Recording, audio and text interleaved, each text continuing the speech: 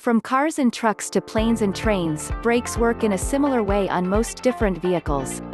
There are even brakes in wind turbines. Here's a quick comparison of some common brake systems. 1. Bicycle. If you ride a bicycle, you know all about brakes. If you want to stop suddenly, you squeeze the brake levers on the handlebars. Thin metal cables running to the back and front wheels pull on small calipers, forcing thick rubber blocks to press against the wheels. As they do so, friction between the blocks and the metal wheel rims generates heat, reducing your kinetic energy, and bringing you safely to a stop. 2. Motorcycle. Motorcycles typically have disc brakes comprising a rotor and a brake pad. The rotor is a disc with holes, or slots, in it mounted on the side of the wheel. A brake pad, operated by a hydraulic cable, jams against the rotor to slow it down by friction.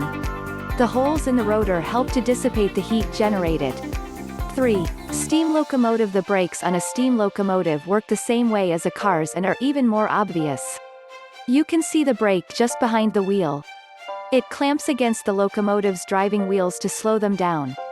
Since there are no tires on the wheels, the friction that stops the train comes from the immense weight of the locomotive pressing the metal wheels down onto the track. 4. Airplane. Airplanes have brakes inside their wheels to help bring them to a stop on the runway, but they can also use air brakes to increase drag, air resistance, and slow themselves down, a bit like parachutes. Jet fighters often have a speed brake, which is a large metal plate just behind the cockpit that can be hydraulically raised to increase drag and braking. 5. Wind turbine. Wind turbines have brakes to stop their rotors, propellers, turning too quickly. The brake is mounted inside the nacelle, the square-shaped casing behind the propeller that contains the gearbox and generator. Most turbines have an anemometer on them to measure the wind speed.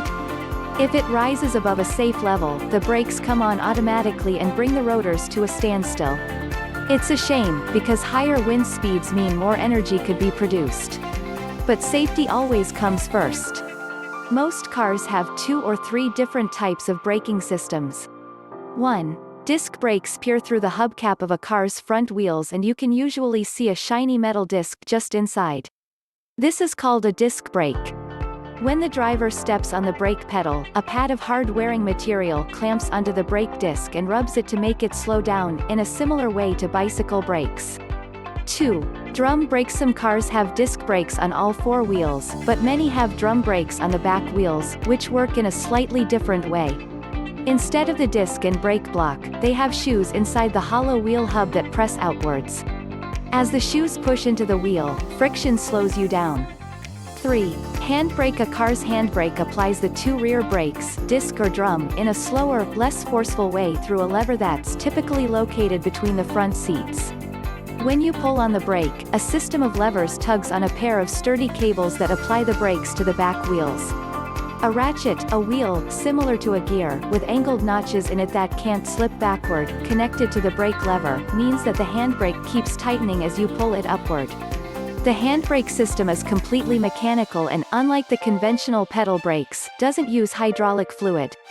That means it can be used, with very great care, as an emergency braking system if the normal brakes fail.